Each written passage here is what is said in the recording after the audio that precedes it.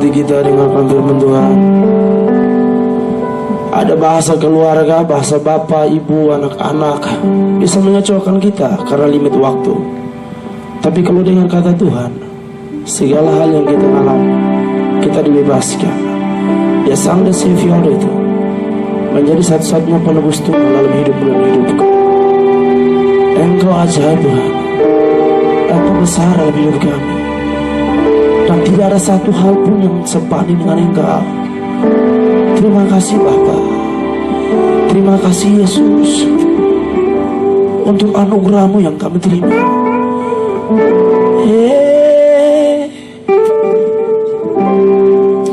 Anugerah-Mu Tuhan yang bebaskan kami dari selama-lamanya sampai selamanya.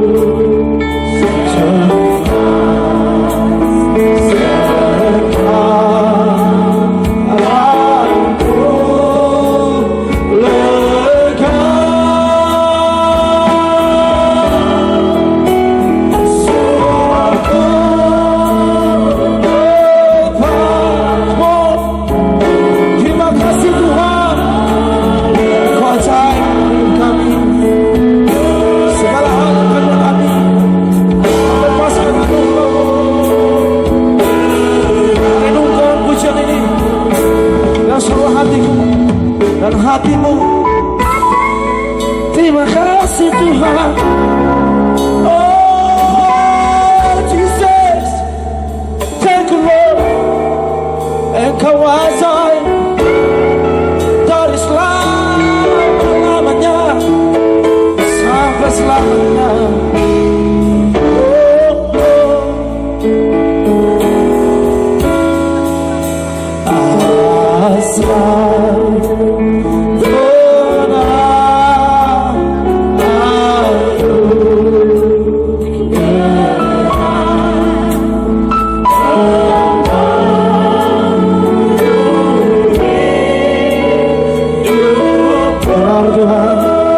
Mari langsung kita buat pujian ini.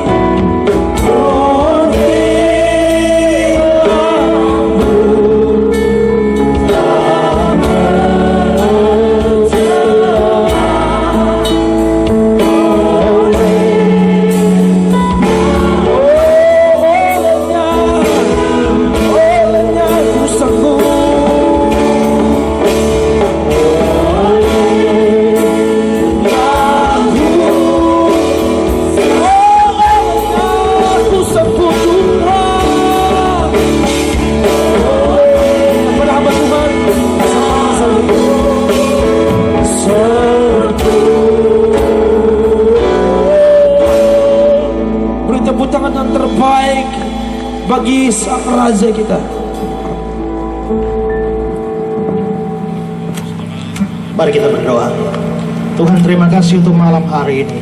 Kami boleh disemangati lewat puji-pujian, disegarkan lewat puji-pujian, dan biarlah seluruh puji-pujian kami, penyembahan kami boleh menyenangkan hati Tuhan, meninggikan dan memuliakan nama-Mu ya Tuhan.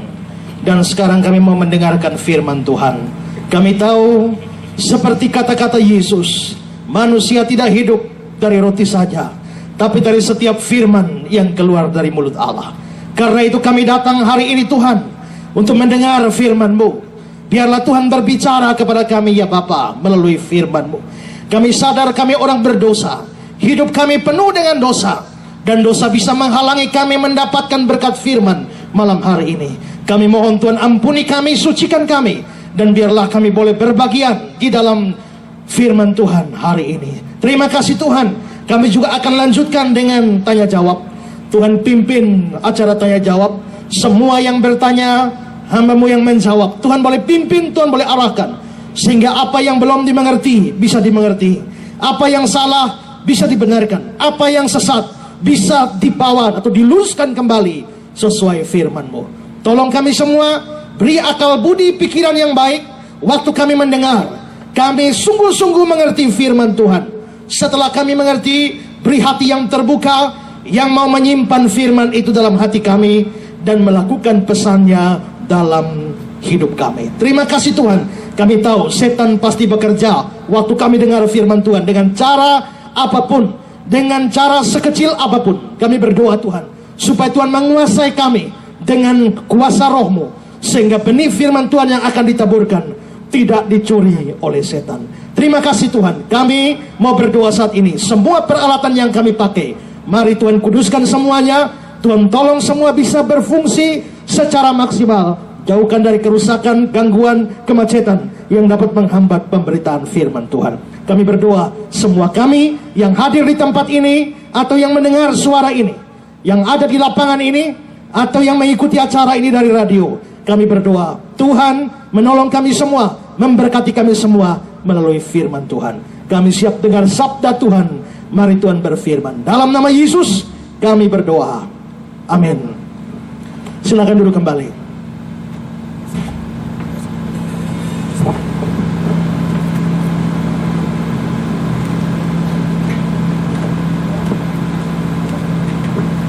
Shalom. Shalom. Salam. Baik Bapak Ibu Saudara-saudara, seperti yang diberitahukan kemarin dan juga hari-hari sebelumnya, bahwa malam hari ini kita akan mendengar firman Tuhan, tapi sekaligus ada acara tanya jawab. Mengapa kami mau lakukan ini? Karena kami sadar KKR sudah terlalu banyak di kota ini. KKR sudah boleh dikatakan berlimpah ruah di kota ini, dan itu sesuatu yang baik menurut saya. Tetapi satu hal juga adalah bahwa saya sadar dari pengalaman pelayanan saya, dari pengalaman saya melayani Tuhan, saya tahu ada begitu banyak orang begitu bersemangat dengan Tuhan. Ada begitu banyak orang bersemangat melayani Tuhan. Kalau bicara pelayanan, luar biasa semangatnya. Bicara memuji Tuhan, luar biasa semangatnya. Bicara segala hal yang rohani, luar biasa. Tapi kalau ditanya pengertian akan firman Tuhan, kalau ditanya konsep-konsep tentang kekristenan, sayang sekali ada begitu banyak orang yang tidak mengerti. Ada satu orang namanya Antonius Widuri. Antonius Widuri ini seorang Kristen yang kelihatannya saleh, rajin berdoa, rajin baca Alkitab, lalu dia ikut gereja, acara KKR atau semua seremoni agama dia ikut. Lalu saudara-saudara, satu hari Antonius Widuri bertemu dengan seorang kiai. Lalu mereka bercakap-cakap soal doktrin Allah Tritunggal. Lalu setelah itu saudara-saudara, Antonius Widuri mengatakan kepada kiai ini, saya berani taruhan, ayo kita debat soal Allah Tritunggal. Kalau saya kalah, saya masuk Islam. Tapi kalau kiai yang kalah, kiai masuk Kristen. Bagaimana? Tawaran ini disetujui. Lalu diadakanlah pertemuan percakapan soal doktrin Allah Tritunggal. Lalu saudara-saudara, pada waktu pertemuan itu Antonius Widuri datang dan membawa satu batang rokok. Lalu di hadapan orang-orang di situ dia menjelaskan Allah Tritunggal itu seperti rokok. Ada Bapa, ada Putra, ada Roh Kudus, tapi satu Allah. Lalu dia bilang ini seperti rokok. Misalnya rokok ini ada filternya, tapi cuma satu rokok. Rokok ini ada filternya, ada kertasnya, ada tembakaunya. Tapi biarpun ada kertasnya, ada tembakaunya, ada filternya, tapi rokoknya cuma satu. Begitu juga Allah Tritunggal, ada Bapaknya, ada Anaknya, ada Roh Kudusnya, tapi Allahnya cuma satu. Lalu Pak Kiai ini tanya, jadi Bapa adalah Allah? Antonius Widuri mengatakan, ya. Apakah Anak adalah Allah? Ya. Roh Kudus adalah Allah? Ya. Apakah Bapa sendiri Allah? Ya. Apakah Anak sendiri Allah? Ya. Apakah Roh Kudus sendiri Allah? Ya. Kalau kamu pakai ilustrasi seperti rokok sekarang, rokok ini ada filternya, ada kertasnya, ada tembakaunya. Lalu Pak Kiai ambil rokok itu dipecah. Ini filternya di sini, anggaplah ini Bapak. Ini tembakau, anggaplah ini Anak. Lalu ini kertas, anggaplah ini Roh Kudus. Lalu ditanya, filter sendiri rokok atau bukan? Antonius bilang bukan. Oke. Kertas sendiri rokok atau bukan? Bukan. Tembakau sendiri rokok atau bukan? Bukan. Kalau begitu tadi kamu ilustrasikan, Bapa itu seperti filter, Anak seperti kertas, Roh Kudus seperti tembakau. Kalau begitu sekarang berdiri sendiri-sendiri, filter tanpa kertas, tanpa tembakau, bukan rokok. Berarti Bapa tanpa Anak, tanpa Roh Kudus, bukan Allah. Tembakau tanpa filter, tanpa kertas, bukan rokok. Kalau begitu, Yesus tanpa Bapa, tanpa Roh Kudus, bukan Allah. Tembakau sendiri tanpa kertas, tanpa filter, bukan rokok. Kalau begitu, Roh Kudus tanpa Bapa, tanpa Anak, itu bukan Allah. Antonius Widuri pikir-pikir, masuk akal juga ya. Akhirnya dia mengatakan, berarti doktrin Tritunggal yang saya pelajari sekian lama, yang diajar oleh gereja sekian lama, ternyata doktrin yang tidak masuk di akal. Maka sejak hari itu Antonius setia dengan taruhannya, dan akhirnya dia pindah dari agama Kristen. Semangat ya, memuji Tuhan semangat ya, tapi pengertian tentang kebenaran tidak ada. Dan saya dapati begitu banyak orang bersemangat di dalam pelayanan. Kalau omong KKR, rajin sekali ikut. Ibu bicara puji-pujian, semangat memuji Tuhan. Tapi pertanyaan adalah, pengertian firman Tuhan ada atau tidak? Ada begitu banyak orang meninggalkan kekristenan. Ada begitu banyak orang tidak lagi percaya kepada Kristus, karena mereka tidak mengerti kebenaran. Saudara-saudara, orang saksi Yehova berkata, di dalam Alkitab, Yesus itu anak Allah atau Allah anak. Mereka bertanya, di mana ada satu ayat dalam kitab suci Yesus Kristus disebut sebagai Allah anak? Tidak ada. Yang ada di dalam kitab suci, Yesus hanya disebut sebagai anak Allah, bukan Allah anak.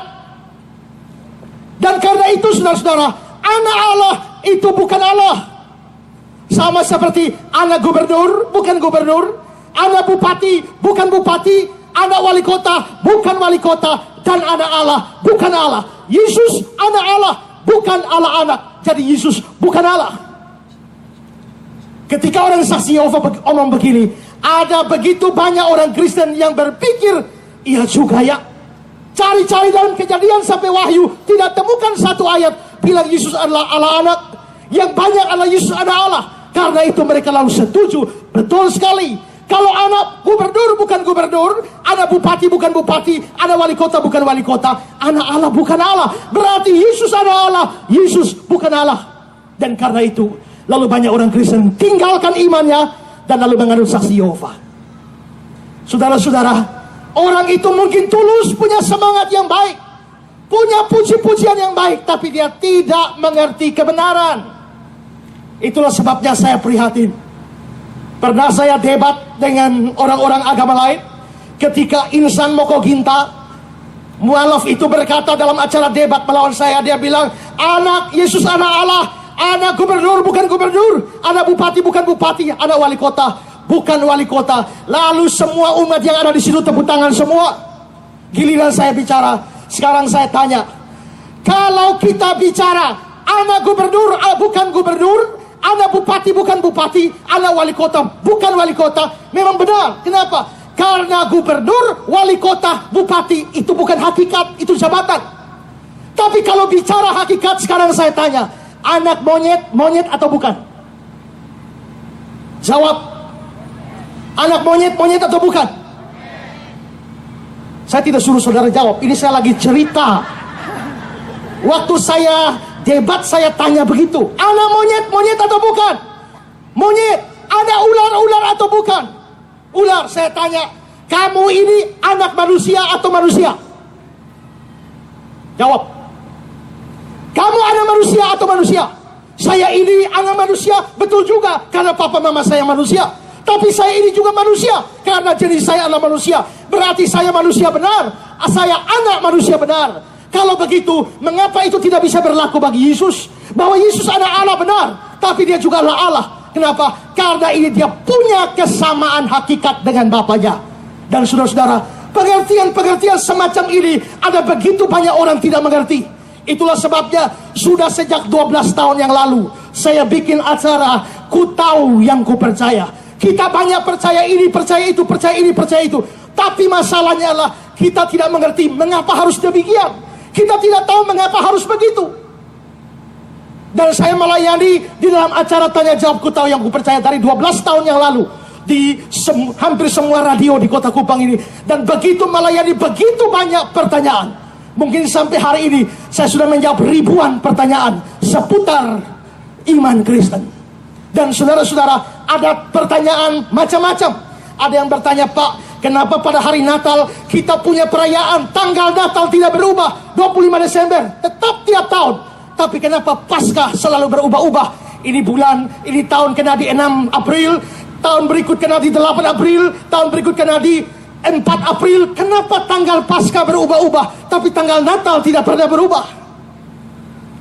Sampai pertanyaan yang aneh-aneh. Pak, saya mau tanya, Adam itu punya pusar atau tidak? Tahu pusarnya? Yang lubang di sini. Mengapa dia tanya begitu? Karena lubang di sini itu akibat hubungan dengan mama waktu kita ada dalam kandungan.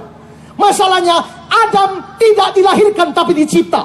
Kalau Adam dicipta, dia tidak ada hubungan dengan mamanya. Kira-kira dia punya pusar nggak? Sampai ada yang tanya gitu. Tapi saya jawab, sebelum saya jawab, saya mau tanya balik sama kamu.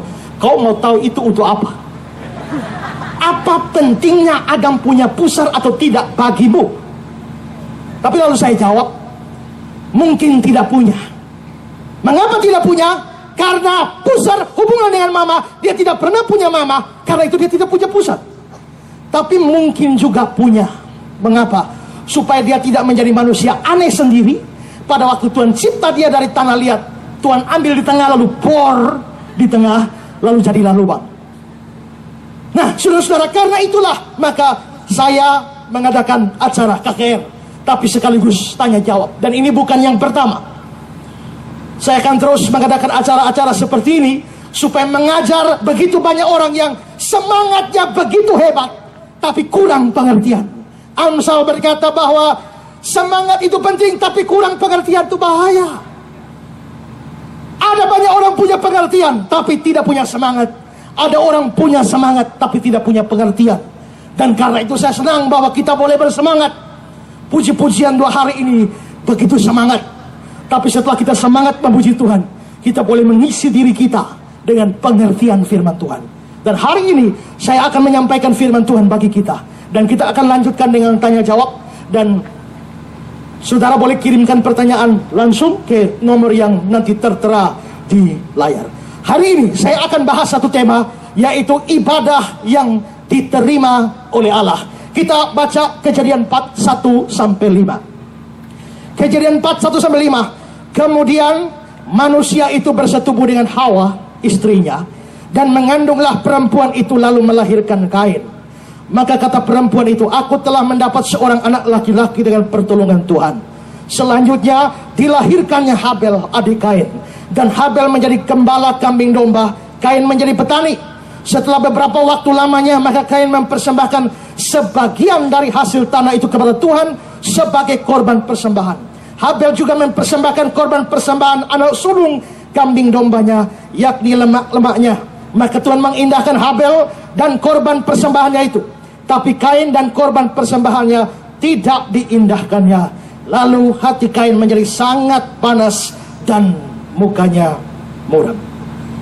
Saudara-saudara, cerita ini saya tahu, saudara pasti tahu, saudara pasti familiar dengan cerita ini. Dikatakan manusia pertama mempunyai anak, yaitu Kain dan Habel. Demikianlah yang dikisahkan oleh Alkitab. Lalu saudara, Kain dan Habel, anak-anak dari Adam dan Hawa. Cerita ini kita tidak baca selesai. Tapi kalau kita baca selesai, kita akan melihat ceritanya bahwa Kain bunuh Habel. Nah, kalau manusia pertama Adam dan Hawa punya anak Kain dan Habel, lalu Kain bunuh Habel, logisnya adalah manusia tinggal 3 di dunia, yaitu Adam, Hawa, dan Kain. Tapi kalau ini demikian ceritanya, kita punya masalah, saudara. Dalam Kejadian 4 ayat 17 dikatakan Kain bersetubuh dengan istrinya dan mengandunglah perempuan itu dan melahirkan Henok.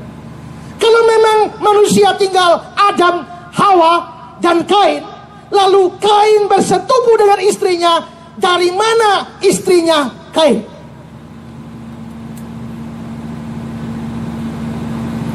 Selain itu, saudara-saudara, Kain juga setelah dia bunuh Habel, dia takut.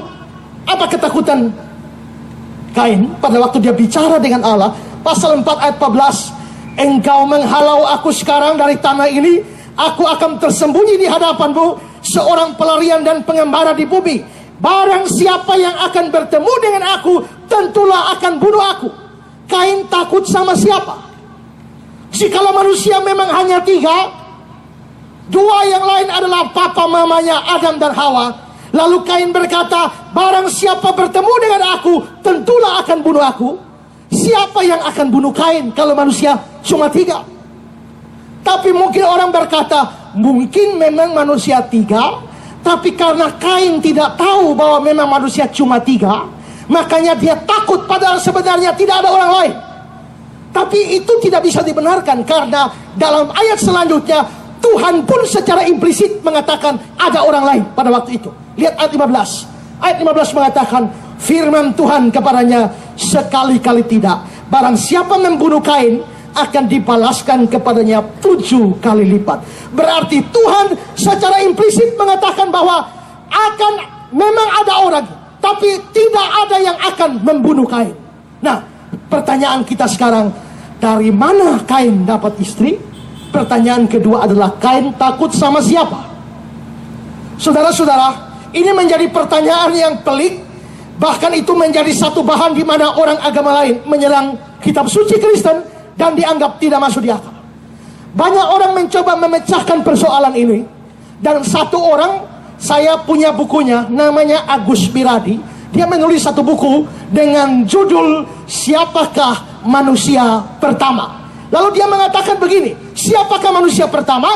Menurut dia begini, kalau kita membaca Kejadian 1 dan Kejadian 2, maka ada perbedaan antara Kejadian 1, Kejadian 2 tentang penciptaan manusia. Dalam Kejadian 1, manusia laki dan perempuan dicipta bersamaan. Coba lihat Kejadian 1 ayat 27. Maka Allah menciptakan manusia itu menurut gambarnya, menurut gambar Allah diciptakannya dia laki-laki dan perempuan. Berarti waktu Allah cipta, Allah mencipta sekaligus ada laki-laki, ada perempuan. Tapi kalau dibaca Kejadian 2, Allah cipta laki-laki dulu, setelah itu ditidurkan, lalu setelah itu Allah mengoperasi dia, ambil tulang rusuknya, lalu dibangunlah seorang perempuan. Berarti manusia di Kejadian 1 itu dicipta bersama, laki perempuan. Manusia di Kejadian 2, laki dulu baru perempuan. Lalu Miradi berkata, manusia di Kejadian 1 itu tidak ada nama. Coba baca seluruh kitab Kejadian, tidak ada nama Adam, tidak ada nama Hawa. Tapi nanti manusia di Kejadian 2 itu baru muncul namanya Adam dan Hawa. Karena itu, maka menurut Agus Miradi ini, Adam itu bukan manusia pertama. Adam adalah manusia yang dicipta dalam Kejadian pasal 2, yaitu Adam dan Hawa. Kalau memang Adam dan Hawa baru dicipta di Kejadian 2, terus siapa yang dicipta di Kejadian pasal 1 ayat yang ke-27? Menurut Miradi, itu adalah sepasang manusia purba. Jadi sebelum Allah cipta Adam dan Hawa, Allah sudah mencipta sepasang manusia purba. Nah, turunan dari manusia purba inilah yang nanti akan dikawini oleh Kain dan juga ditakuti oleh Kain. Itu kata Agus Miradi. Tapi saudara, saya kira teori Agus Miradi ini mesti kita buang. Mengapa? Karena 1 Korintus 15 ayat 45 mengatakan seperti ada tertulis manusia pertama Adam. Kalau kitab suci mengatakan manusia pertama Adam, maka kita tidak perlu berspekulasi bahwa itu adalah manusia purba. Tapi bagaimana dengan argumentasinya Miradi bahwa di Kejadian 1 itu dicipta langsung laki dan perempuan. Di Kejadian 2 laki dulu baru perempuan diambil dari rusuknya laki-laki. Saudara, saya kira dia tidak mengerti bagaimana cara orang Ibrani berpikir. Kalau kita cenderung berpikir detail dulu baru kesimpulan. Tapi orang Ibrani bisa berpikir kesimpulan dulu baru detail. Jadi misalnya kalau kita kita cerita, pada hari Senin saya ke Atambua, lalu hari Selasa saya balik ke Kupang, lalu hari Rabu saya pergi ke Rote, hari Kamis saya pergi ke Sabu, hari Jumat saya pergi ke Flores, hari Sabtu kembali Kupang, hari Minggu sakit. Saya kesana, lalu sakit. Tapi kalau orang Ibrani bercerita, dia bisa bercerita bilang begini, hari Minggu saya sakit, titik. Hari Senin lalu saya pergi ke Atambua, hari Selasa saya kembali ke Kupang, hari Rabu saya pergi ke Rote, hari Kamis pergi ke Sabu, hari Jumat pergi ke Flores, hari Sabtu kembali Kupang, titik.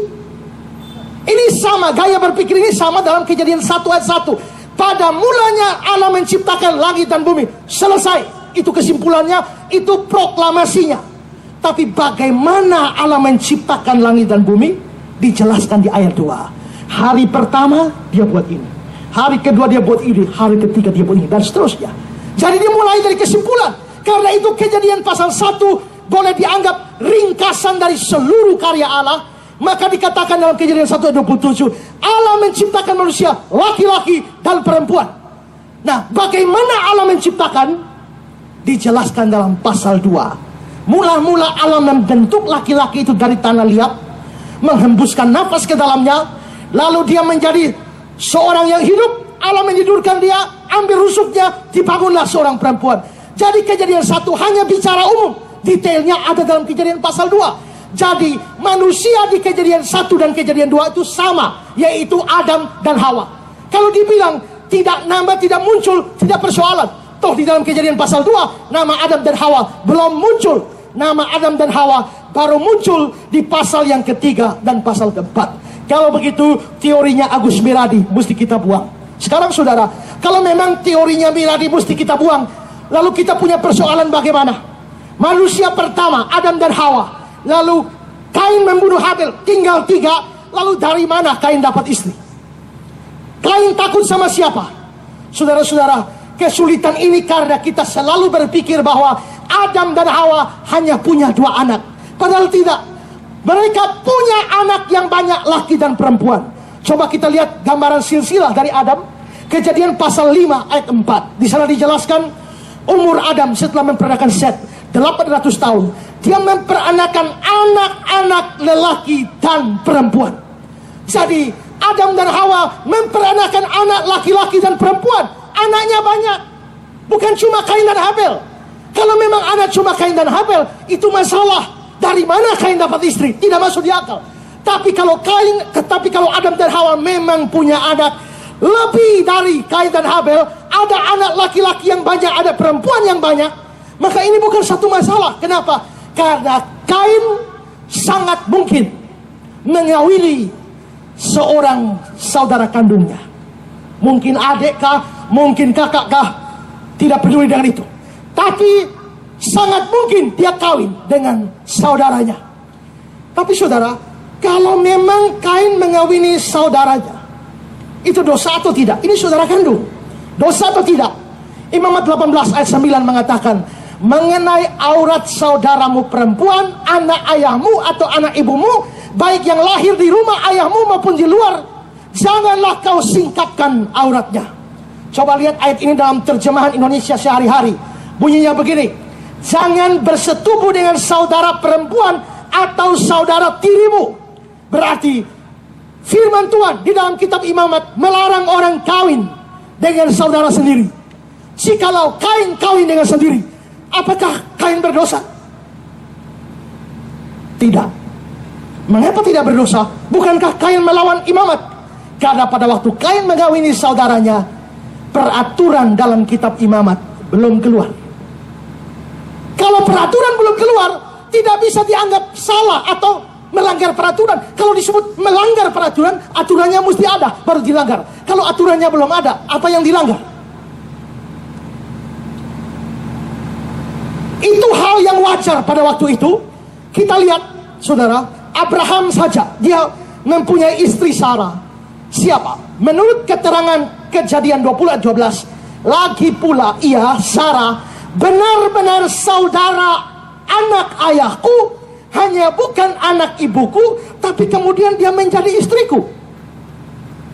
Abraham, bapa orang beriman itu, dia mempunyai istri. Istrinya satu bapak dengan dia, tapi lain ibu. Ini tentu menyalahi Imamat 18 ayat 11 mengenai aurat anak perempuan dari seorang istri ayahmu yang lahir pada ayahmu sendiri. Janganlah kau singkapkan aurat. Atau terjemahan Indonesia sehari-hari, jangan bersetubuh dengan saudara perempuan yang seayah lain ibu atau seibu lain ayah. Saudara tiri tidak boleh dikawini. Kalau begitu Abraham salah? Tidak. Zamannya Abraham, hukum Taurat belum keluar. Hukum Taurat di dalam kitab Imamat baru keluar zaman Musa. Dan karena itu, kalau setelah zaman Musa aturannya sudah keluar, maka semua orang yang kawin dengan saudaranya, saudara dekatnya, itu berdosa, melanggar Imamat. Karena itu, kalau Abraham boleh, kalau Kain boleh, itu tidak dosa. Tapi jangan kau coba-coba sekarang. Kalau kau coba-coba kawin dengan saudara sendiri, itu namanya jeruk makan jeruk. Tidak boleh. Karena itu melanggar. Jadi saudara-saudara, kesimpulannya adalah Kain kawin dengan seorang saudaranya. Atau Alkitab juga tidak jelaskan umur berapa Habel dibunuh oleh Kain. Waktu Kain bunuh Habel, Habel sudah beristri atau belum? Sudah beranak atau belum? Seandainya saja Habel sudah beristri, sudah beranak, maka sangat mungkin Kain takut kepada keponakan-keponakannya yang bisa saja membalas dendam kepada pamannya atas kematian ayah mereka. Jadi itu sesuatu yang masuk akal. Nah, tapi sekarang saudara, tinggalkan dulu urusan itu. Sekarang saya akan masuk kepada tema yang saya angkat, ibadah yang diterima oleh Allah. Saudara, teks kita menceritakan Kain dan Habel beri persembahan kepada Tuhan.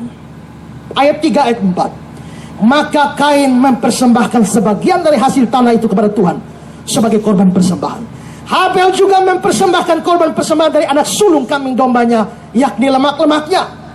Saudara, membawa korban persembahan kepada Tuhan di dalam zaman perjanjian lama bisa dianggap seorang yang bawa korban persembahan sama dengan seorang yang datang beribadah kepada Tuhan. Kalau begitu Kain bawa persembahan, kita boleh artikan Kain datang beribadah kepada Allah.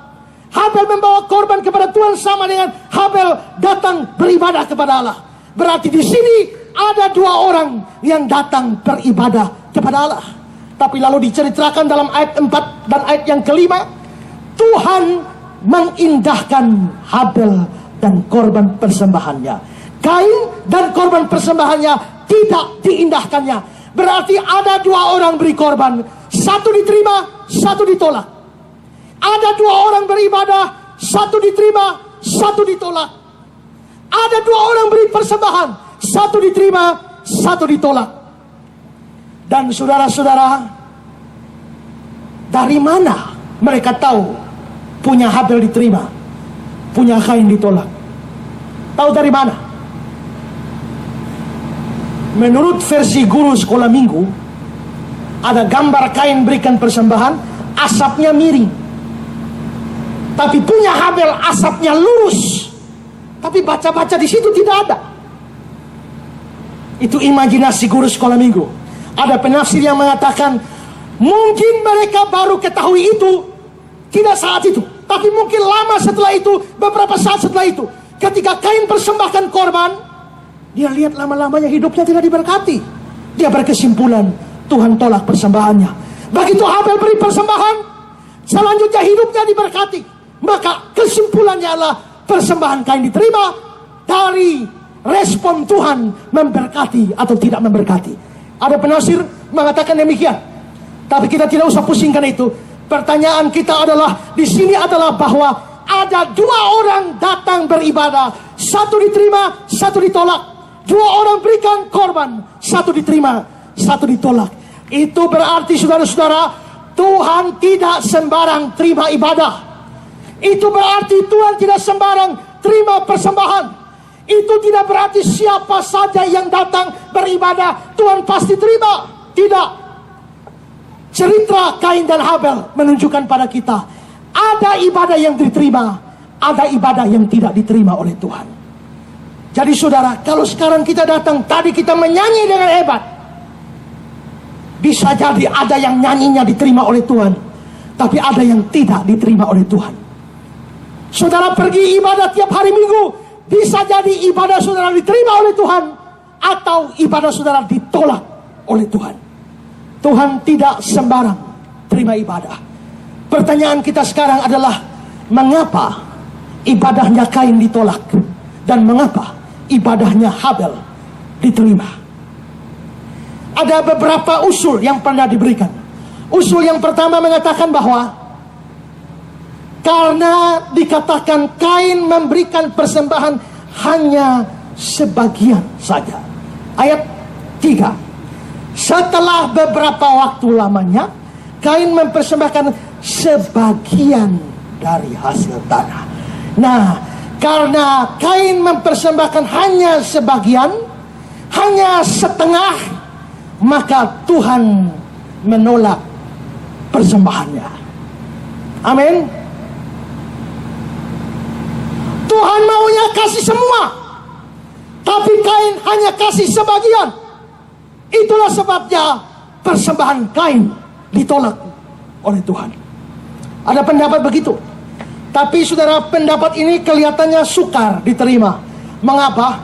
Kalau kita melihat terjemahan-terjemahan bahasa Inggris, baik dalam King James atau Basic Bible English maupun juga DRB, tidak ada kata sebagian di dalam teks-teks ini. Juga kalau kita melihat Kejadian 4 ayat 4, terus dikatakan Habel juga mempersembahkan korban persembahan. Tidak dibilang bahwa Habel kasih semua juga. Dan memang Tuhan tidak pernah lihat jumlah persembahan atau ukuran persembahan. Ingat janda miskin di Lukas 21. Orang kasih banyak Tuhan terima, orang kasih sedikit Tuhan terima. Kecuali saudara punya banyak tapi pelit sama Tuhan, lalu kasih sedikit, itu lain cerita. Saya pernah dengar cerita, ada satu hari ada konferensi uang-uang. Lalu uang yang merah-merah 100.000 ini dengan bangga, kami ini uang paling berharga. Mengapa? Karena kami ada di dompetnya para konglomerat, kami ada di dompetnya para pejabat, para pembesar. Tapi yang uang 50.000 mengatakan, kami rasa kami paling populer. Mengapa? Karena di masyarakat ekonomi menengah, kami paling banyak ada di dompet mereka. Lalu 10.000, 5.000 mengatakan, kami rasa kami paling populer. Karena kalau cari di pasar, yang paling banyak itu adalah 10.000 dan 5.000. Tapi yang 1.000 bilang, kami rasa kami yang paling hebat. Kenapa? Karena coba buka kantong kolektor dan cek, kamilah yang paling banyak di sana. Begitukah? Saya dengar ada cerita di satu gereja di Kupang sini, Pas pintu gereja ada kios. Ada mama tua satu di sana yang sudah saking biasanya selalu rutin tiap hari jemaat kebaktian, hari Minggu jemaat datang, selalu ada yang mampir untuk tukar doi kici. Mai tua sudah tahu, dan karena itu tiap hari Minggu dia mesti siap uang kecil banyak, karena pasti ada saja jemaat yang tukar duit di situ. Tuhan memang tidak lihat jumlah persembahan. Kalau begitu, tentu bukan karena Kain beri sebagian maka persembahannya ditolak. Tidak. Kalau begitu apa? Usulan kedua mengatakan begini, karena korban Kain adalah korban yang tidak berdarah, sedangkan korban Habel adalah korban yang berdarah. Coba lihat ayat 3 dan 4. Maka Kain mempersembahkan dari hasil tanah. Ada labu Jepang, kacang panjang, ya, kacang tanah, jagung, tidak berdarah. Lalu ayat 4, Habel mempersembahkan korban persembahan anak sulung kambing dombanya, yakni lemak-lemaknya. Anak sulung kambing domba ini kalau disembelih, dipersembahkan, ada darah. Dan ibadah perjanjian lama itu identik dengan korban yang berdarah. Nah, di sini Habel memberi persembahan yang berdarah, karena itu persembahannya diindahkan oleh Tuhan. Sedangkan Kain, dia beri mana labu berdarah, mana kacang panjang berdarah, mana kacang buncis berdarah, tidak berdarah, ditolak oleh Tuhan. Seorang penafsir namanya Barclay, dia mengatakan begini, tidak ada petunjuk mengapa Allah lebih mengindahkan korban Habel daripada korban Kain. Mungkin saja bahwa satu-satunya korban yang dapat dipersembahkan manusia kepada Allah ialah miliknya yang paling berharga. Dan milik yang paling berharga itulah hidupnya sendiri. Dan bagi bangsa Ibrani, darah senantiasa berarti hidup. Kita dapat memahami hal itu sebab jika darah dicurah keluar, maka kehidupan akan binasa. Atas dasar itu maka satu-satunya korban yang benar kepada Allah adalah korban darah. Korban Habel adalah makhluk hidup, sedangkan korban Kain bukan. Maka dari itu korban Habel lebih dapat diterima. Apakah pendapat ini benar? Saya juga tidak setuju. Kenapa? Korban darah itu baru diatur pada zaman imamat. Sebelumnya belum ada. Belum ada suatu pernyataan eksplisit untuk itu. Kedua, salahkah Kain jika dia persembahkan sesuai dengan profesi dia? Dalam ayat 2 dikatakan Kain menjadi petani. Kalau memang dia menjadi petani, salahkah dia? Dia persembahkan dari hasil taninya. Dan yang ketiga adalah kalau kita membaca Imamat pasal 2 ayat 1, ayat 4, ayat 14, di sana dijelaskan bahwa tak selamanya korban itu berdarah. Ada persembahan tepung, ada kemenyan, ada minyak, dan sebagainya. Kalau begitu saudara, dua pendapat ini tidak bisa diterima. Nah, kalau begitu pertanyaan sekarang, lalu kenapa Tuhan terima persembahannya Kain, persembahan Habel? Kenapa tolak persembahan Kain?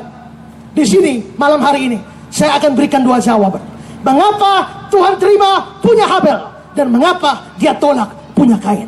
Jawaban yang pertama adalah karena Habel beriman, sedangkan Kain tidak. Habel orang beriman, Kain bukan orang beriman. Sekarang lihat Ibrani 11 ayat yang keempat. Karena iman, Habel telah mempersembahkan kepada Allah korban yang lebih baik. Lihat bagian bawahnya, karena Allah berkenan akan persembahannya itu. Jadi kalau saya baca dari awal lanjut langsung ke akhir, karena iman Allah berkenan akan persembahannya itu. Jadi mengapa persembahan Kain, persembahan Habel diterima oleh Tuhan? Karena Habel orang beriman.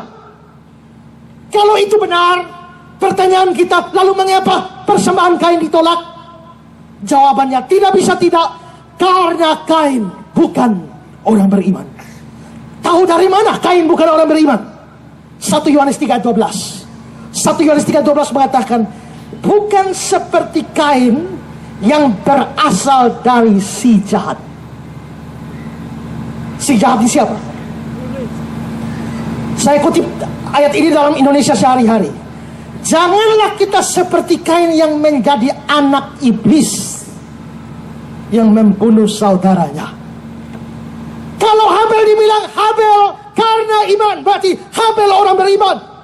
Tapi Kain dikatakan berasal dari si jahat, atau dia adalah anak iblis. Bahwa Kain berasal dari si jahat atau dia anak iblis, jelas menunjukkan dia bukan orang beriman. Bandingkan dengan kata-kata Yesus dalam Yohanes 8 ayat 44. Iblislah yang menjadi bapakmu, dan kamu melakukan keinginan-keinginan bapakmu.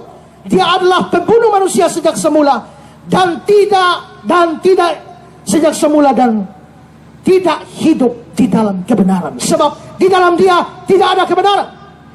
Berarti sebagai anak iblis, Kain tidak hidup dalam kebenaran. Dan kalau tidak ada kebenaran di dalam dia tidak mungkin orang beriman.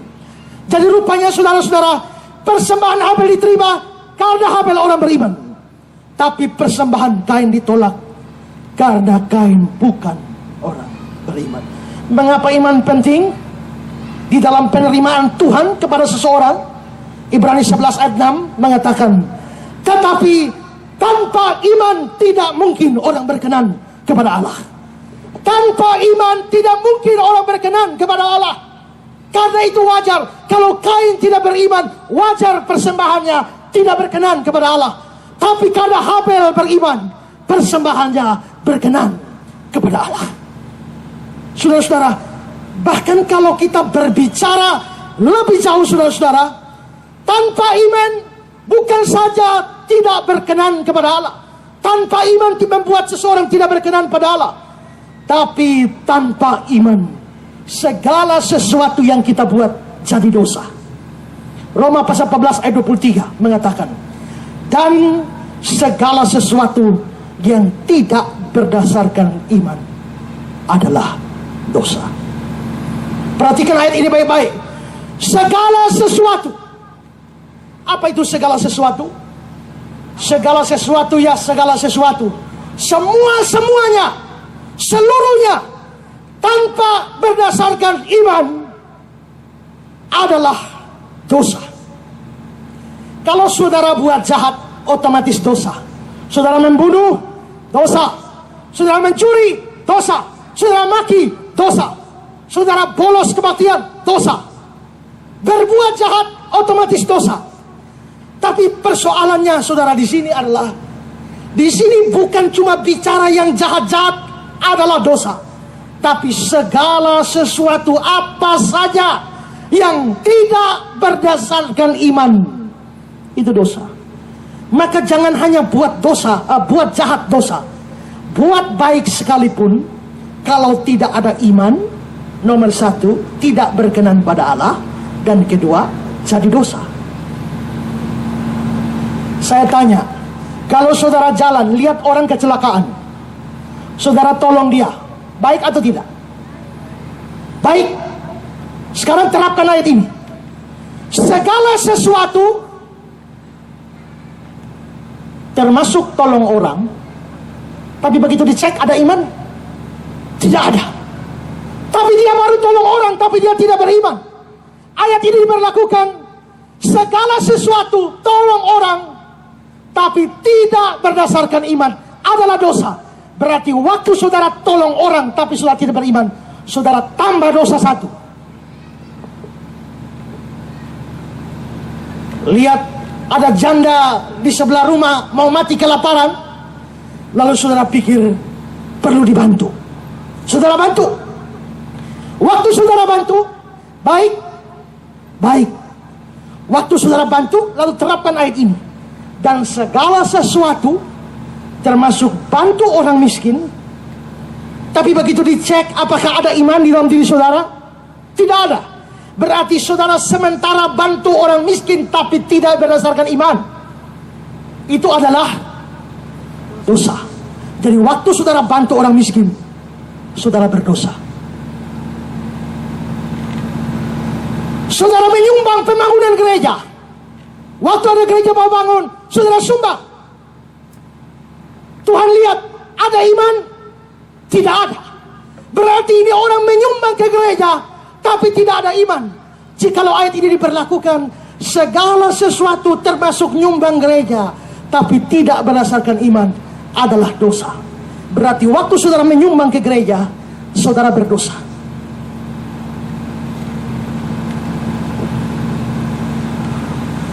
Saudara ikut paduan suara, ada iman, tidak ada iman, waktu ikut paduan suara, saudara berdosa. Saudara layani Tuhan, kalau tidak ada iman, saudara berdosa. Saudara buat apa saja, asal tidak ada iman, semua dinilai dosa. Jadi kalau buat jahat sudah dosa, buat baik tanpa iman, dosa semua. Pertanyaan saya adalah, bisakah ada orang tidak beriman yang ada perbuatan baiknya di dalam dirinya? Sekarang saudara pikir, kalau saya maki orang dosa, kalau saya mencuri dosa, saya nyontek dosa, saya korupsi dosa, saya bunuh orang dosa, saya buat ini dosa semua.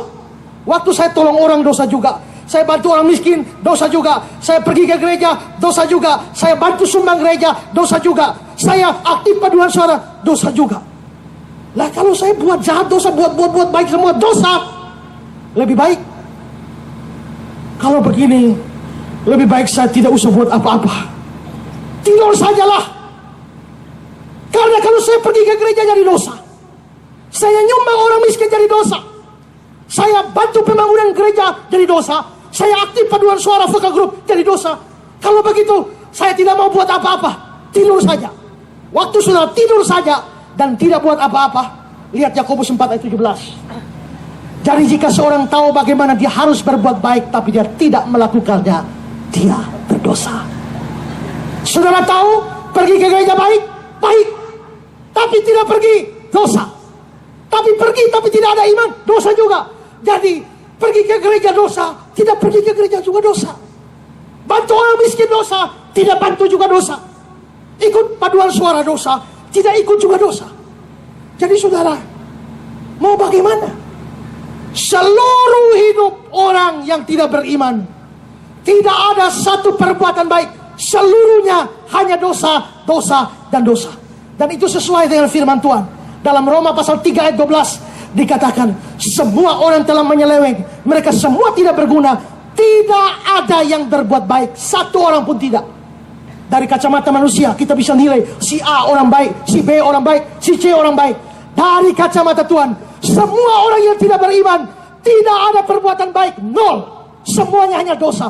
Seluruh hidup, kalau saudara lahir tahun 80-an sampai 2015, kalau saudara tidak beriman, dari umur tahun 80 sampai sekarang, semua dosa, tidak ada perbuatan baik, satu pun tidak ada. Kalau saudara lahir tahun 40-an, dan saudara bukan orang beriman sampai 2015, yang dicatat oleh Tuhan dari tahun 40 sampai 2015, hanya dosa, tidak ada satu perbuatan baik. Makin umur panjang, dosa makin banyak. Makin tua, dosa makin banyak. Titus 1 ayat 15 mengatakan, bagi orang tidak beriman, satu pun tidak ada yang suci. Bagi orang tidak beriman, satu pun tidak ada yang suci. Berarti bagi orang tidak beriman, semua dosa. Maka dihitung bagi orang tidak beriman, perbuatan baiknya berapa? Nol. Dosanya bisa berjuta-juta, bermiliar-miliar, tapi perbuatan baiknya nol. Atas dasar ini, maka iman Kristen menyatakan manusia tidak bisa selamat dengan berbuat baik. Kenapa manusia tidak bisa selamat dengan berbuat baik? Berbuat baiknya nol. Kau mau selamat dengan berbuat baik yang mana? Perbuatan baikmu nol, di mata Tuhan nol. Maka tidak bisa ada sesuatu yang diandalkan. Tidak ada amal yang bisa kita pakai. Tidak ada kesalehan yang bisa kita pakai untuk menyelamatkan diri sendiri. Karena di mata Tuhan, kesalehan kita, perbuatan baik kita, amal kita, nilainya nol.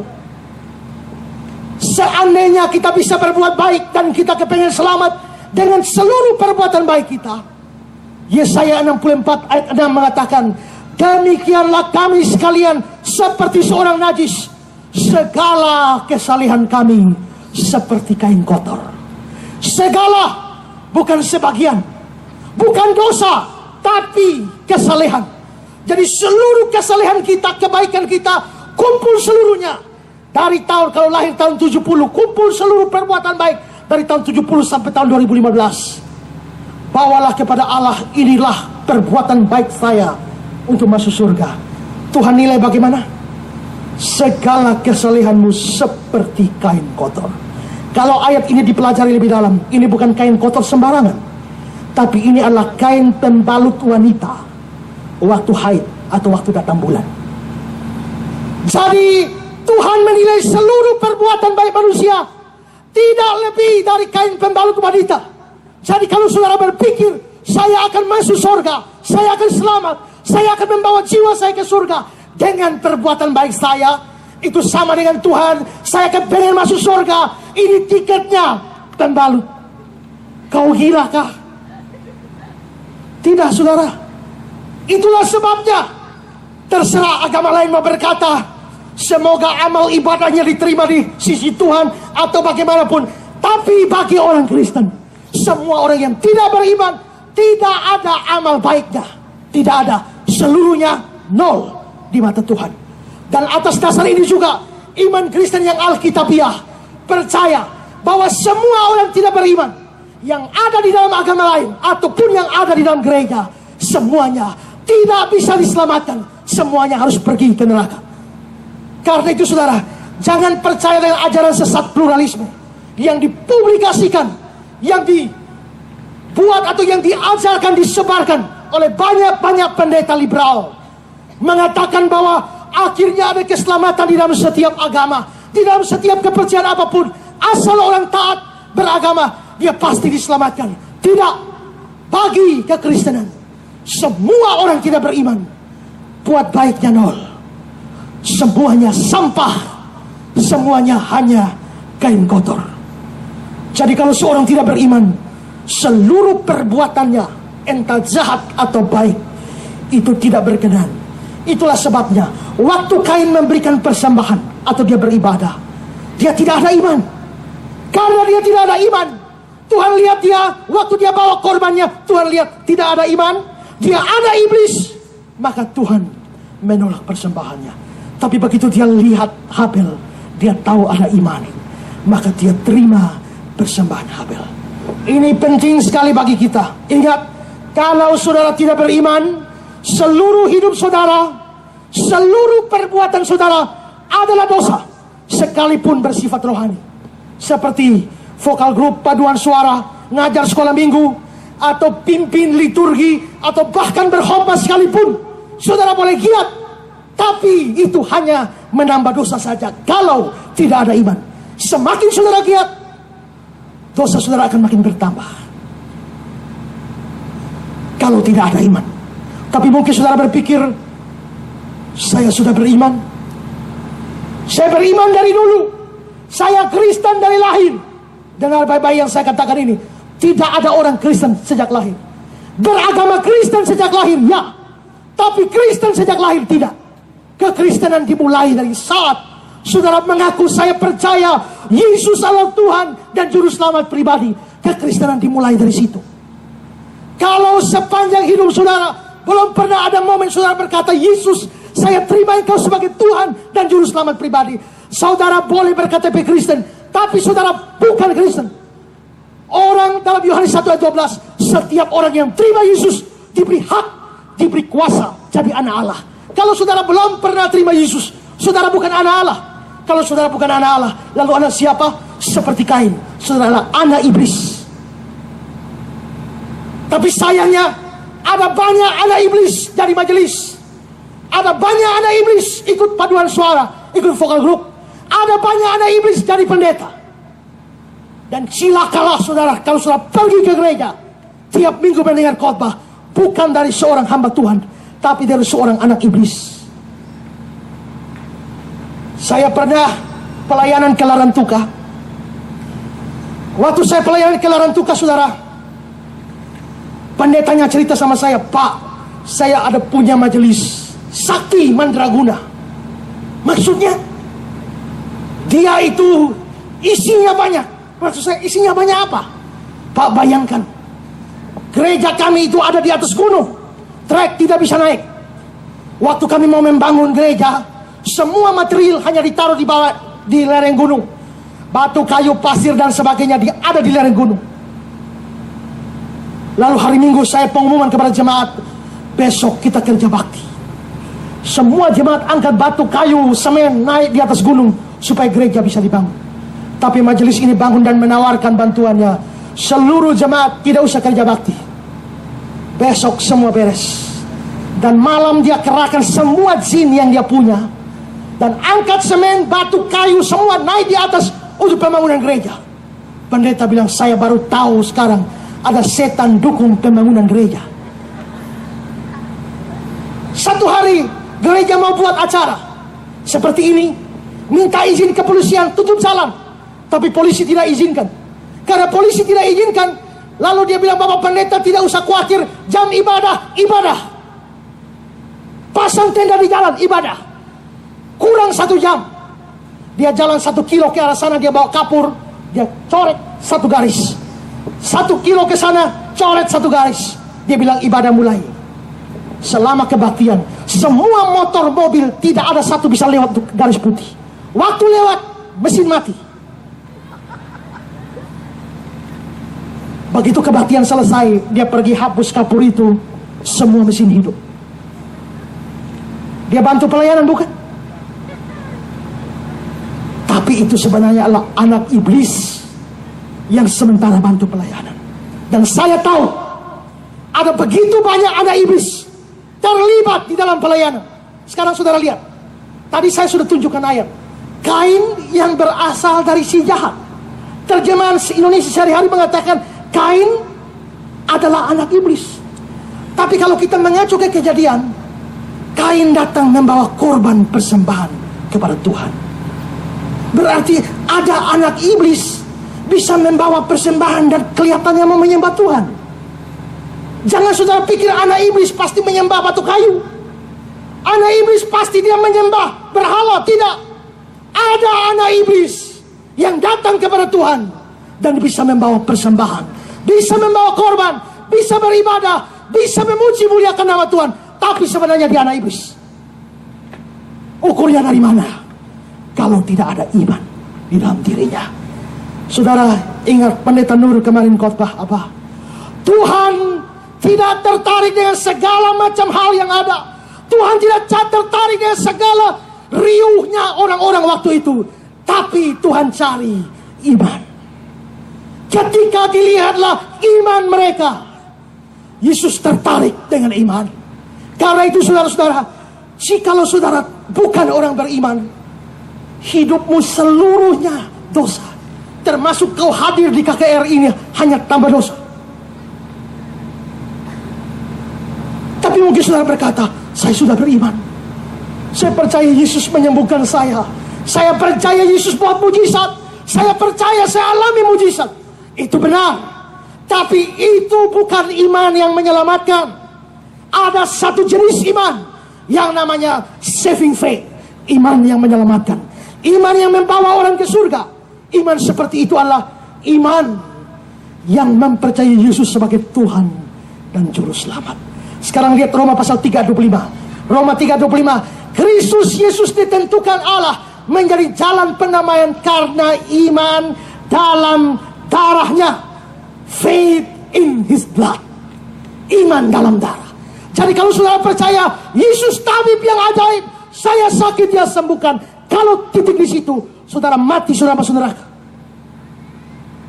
Kalau saya percaya Yesus itu adalah pemberi berkat, kalau saya kekurangan, dia berkati. Kalau hanya cukup sampai di situ, saudara mati, saudara masuk neraka. Saya percaya Yesus itu adalah pengawal yang hebat. Dia jaga saya. Kalau hanya di situ, saudara mati masuk neraka. Tapi saving faith, iman yang menyelamatkan Allah, harus faith in His blood. Percaya dalam darahnya. Percaya dalam darahnya artinya saya percaya dia mati di kayu salib. Dan kematian di atas kayu salib untuk menebus dosa saya. Dosa saya seluruhnya. Jikalau dosa saya seluruhnya sudah dia bayar, saya mau bayar yang mana lagi? Jikalau dia bayar seluruhnya, saya pasti diselamatkan. Kalau saudara tidak punya iman, hidup saudara hanya dosa. Tapi begitu saudara beriman, setelah saudara beriman, maka Tuhan mulai hitung perbuatan baik saudara. Maka ingat baik-baik, perbuatan baik baru dihitung setelah iman. Kalau sebelum beriman, perbuatan baik seluruhnya hitungannya 0. Karena itu saudara-saudara, Tuhan cari ada iman seperti itu di dalam diri kita atau tidak. Sekarang yang kedua, yang terakhir. Mengapa persembahan Kain ditolak dan Habel diterima? Jikalau yang pertama karena Habel orang beriman, Kain tidak. Yang kedua adalah karena Habel hidup benar, sedangkan Kain hidup jahat.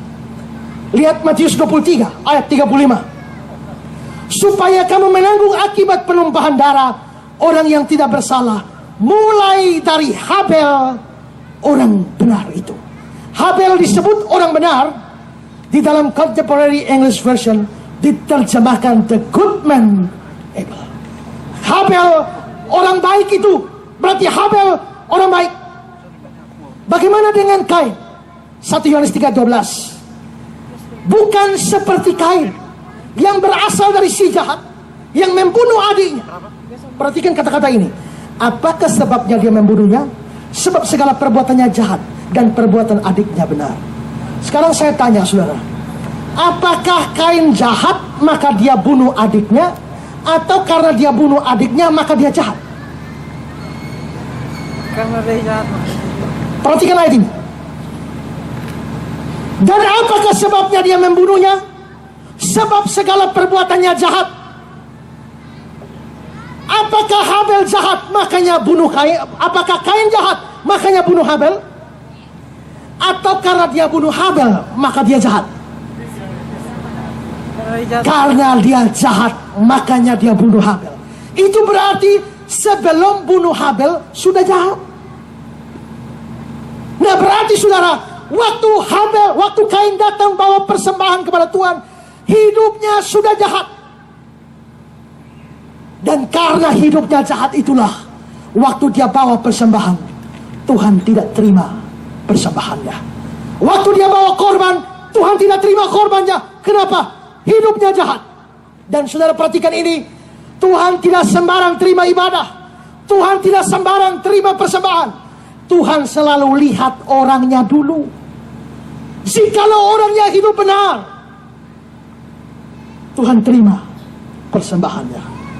Tapi kalau orangnya hidup jahat, Tuhan tolak persembahannya. Sekarang saudara perhatikan baik-baik ayat 4 dan ayat 5 bacaan kita. Perhatikan ya.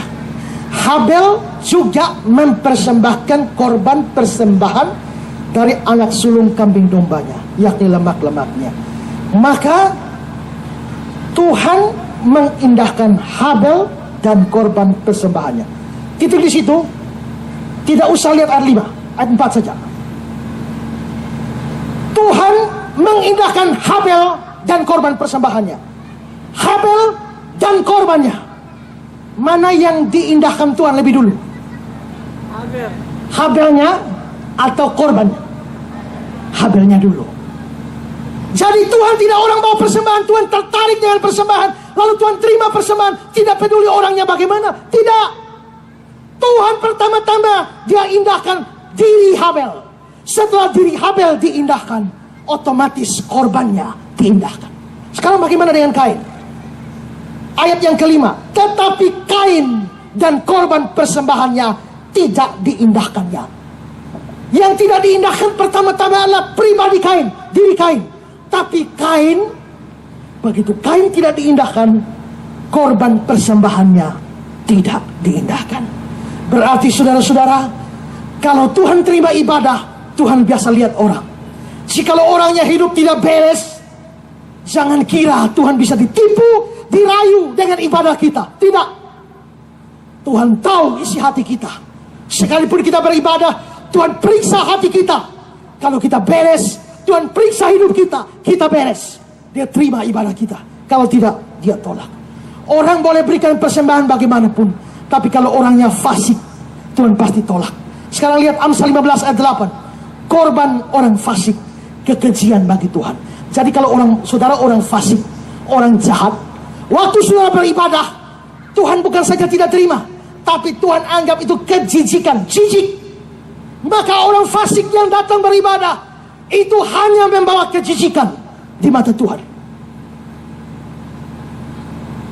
Sekarang lihat Yesaya 1 ayat 10.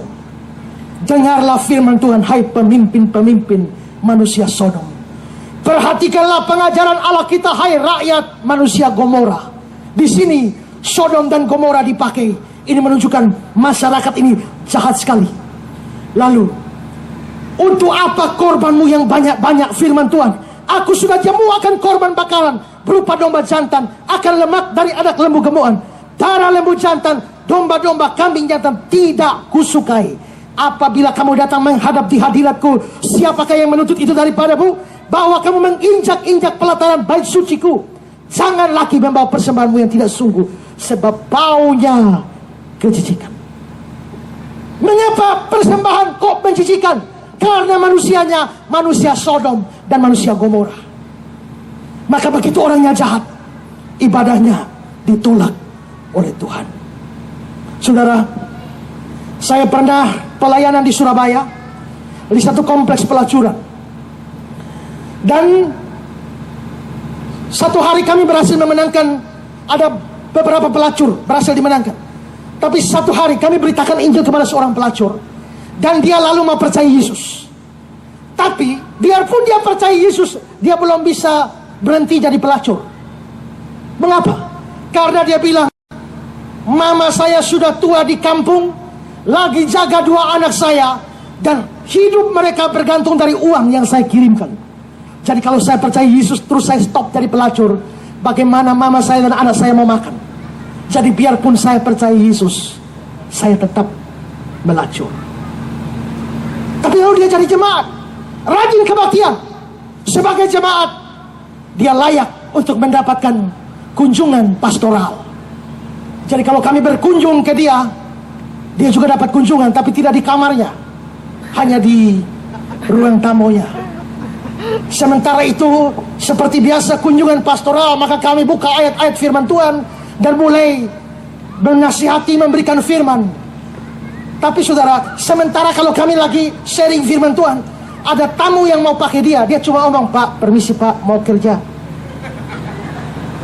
Tapi lagi baca firman Tuhan, Pak, permisi mau kerja. Silakan Ibu. Satu hari datang gereja, pendeta berkhotbah, orang Kristen wajib memberikan persembahan persepuluhan. 10% dari penghasilanmu adalah milik Tuhan. Berilah kepada Tuhan. Lalu pelacur ini merasa digerakkan untuk berikan 10% dari hasil keringatnya.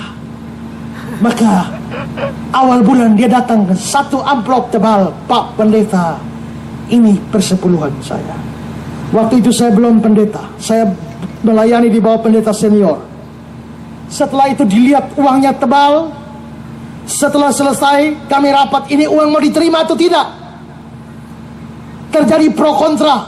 Yang lain bilang, majelis yang lain bilang, tidak usah diterima, ini uang haram. Tapi yang lain bilang, terima saja. Toh yang dari kantong-kantong jemaat yang lain kita tidak pernah tahu itu halal atau haram. Mungkin haram juga. Tapi yang lain bilang, ya, tapi kan yang lain kita masih duga-duga haram, ini pasti haram. Jadi terima atau tidak? Pendeta memutuskan. Yang lain bilang, kalau kita tidak terima, nanti dia tersinggung, tidak datang gereja lagi. Tapi kalau kita terima bagaimana? Pendeta akhirnya lalu terima dan disumbangkan ke panti asuhan. Biarlah untuk panti asuhan, toh panti asuhan tidak tahu dari mana asal uang itu. Nah, tapi saudara, pertanyaannya, pendeta bisa terima, tapi Tuhan bagaimana? Ulangan 23:18 berkata, janganlah kau bawa upah sundal atau uang semburit ke dalam rumah Tuhan Allahmu untuk menepati salah satu nazar, sebab keduanya adalah kekejian bagi Tuhan Allahmu. Jadi saudara-saudara, kalau saudara hidup tidak beres lalu bawa persembahan kepada Tuhan, itu kejijikan bagi Tuhan. Kalau saudara hidup fasik, saudara hidup dalam dosa, tapi saudara datang beribadah, Begitu seriusnya saudara menyanyi bisa sampai menangis-menangis. Tapi Tuhan tidak mungkin tertipu. Dia pasti tidak terima ibadah saudara. Dia tidak terima persembahan saudara. Pendeta tidak tahu. Pendeta mungkin terima. Tapi Tuhan tidak. Ada banyak orang yang hari Minggu seperti malaikat. Jikalau dia menyanyi Amazing Grace seolah-olah hampir sampai surga. Kalau dia berdiri pengakuan iman rasuli, dia berdiri tegak, nyamuk gigit pun dia lurus. Tapi hidup dari hari Senin sampai hari Sabtu dengan cara yang begitu brengsek. Pada hari Minggu datang di depan mata Yesus. Tapi hari-hari selanjutnya hidup seperti setan. Saudara dengar baik-baik. Tuhan lihat hidup saudara seperti dia lihat Kain dan Habel, menentukan dia terima ibadahnya atau tidak. Maka saudara pikirkan hal ini. Seharusnya kita jaga hidup kita setiap hari. Karena seperti firman Tuhan, hidup kita adalah ibadah kita. Roma 12, saudara-saudara, demi kemurahan Allah, aku nasihatin kamu, supaya kamu persembahkan tubuhmu sebagai persembahan yang hidup, yang kudus, yang berkenan. Itu adalah ibadahmu yang sejati. Pertanyaan saya, ada iman atau tidak? Kalau saudara bilang ada, iman pada Yesus yang bagaimana? Hari ini ada banyak KKR yang hanya kesembuhan ilahi. Yesus penyembuh, penggandaan mujizat, dan lain sebagainya. Tapi pertanyaan saya, tidak salah kita percaya Yesus penyembuh.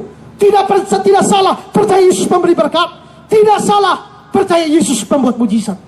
Tapi saudara sudah punya Yesus sebagai juru selamat atau belum? Faith in His blood, ini yang menentukan. Kedua, apakah hidupmu dari hari ke hari berkenan di hadapan Tuhan atau tidak? Jikalau tidak, maka dia akan menolak ibadah saudara. Karena itu saudara, miliki iman. Kalau sudah punya iman yang menyelamatkan, syukuri. Kalau belum, mintalah hari ini, sambut dia sebagai Tuhan dan Juru Selamat, supaya saudara punya iman. Dan dengan iman itu, jaga hidup saudara, supaya Tuhan berkenan kepada saudara. Firman Tuhan memberkati kita. Kita akan masuk dalam tanya jawab, tapi saya mau kita menyanyi lagu yang tadi kita menyanyi, ajaib benar anugerahmu.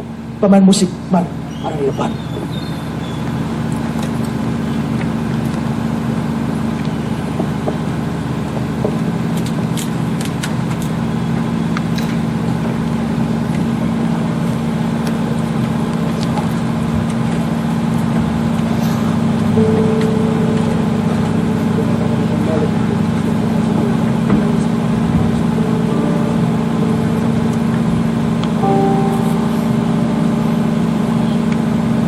Mari dalam suasana doa kita angkat lagu ini.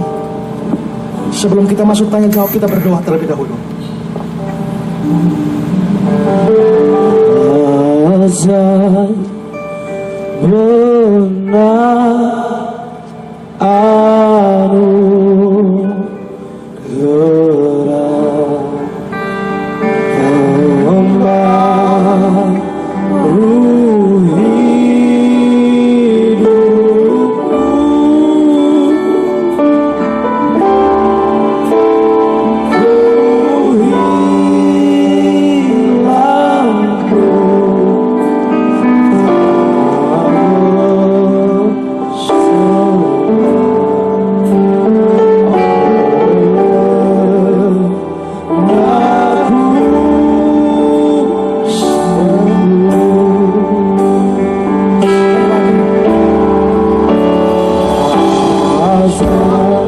memandu Suasana doa.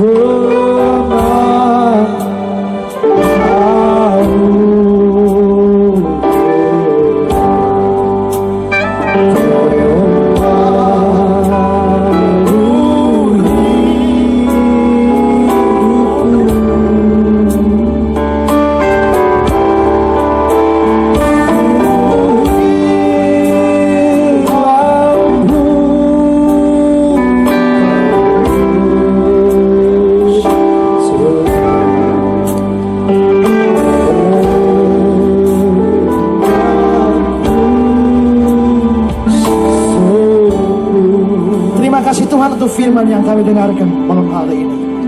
Tuhan mencari iman. Dan tanpa iman tidak ada satu orang pun berkenan pada Allah. Tanpa iman apa yang kami buat jadi dosa. Tanpa iman seluruh hidup kami adalah dosa. Dan biarlah firman Tuhan malam hari ini menolong kami sekalian, supaya kami menjadi orang yang sungguh-sungguh beriman. Bukan hanya beriman Yesus penyembuh, Yesus pembuat mujizat, Yesus pemberi berkat, tapi iman kepada darah Yesus, iman kepada kematian dan kebangkitan Kristus yang menebus kami. Biarlah iman seperti ini ada pada kami malam hari ini. Yang sudah beriman seperti ini, Tuhan boleh berkati dan berikan sukacita di hati. Yang belum punya iman seperti ini, malam hari ini ketika dari hati mereka menyambut Engkau sebagai Tuhan dan Juru Selamat, marilah hampirilah mereka dan selamatkanlah mereka. Kami akan masuk dalam acara tanya jawab. Tuhan pimpin acara tanya jawab ini supaya boleh membawa kemuliaan bagi nama Tuhan. Dalam nama Yesus kami berdoa. Amin.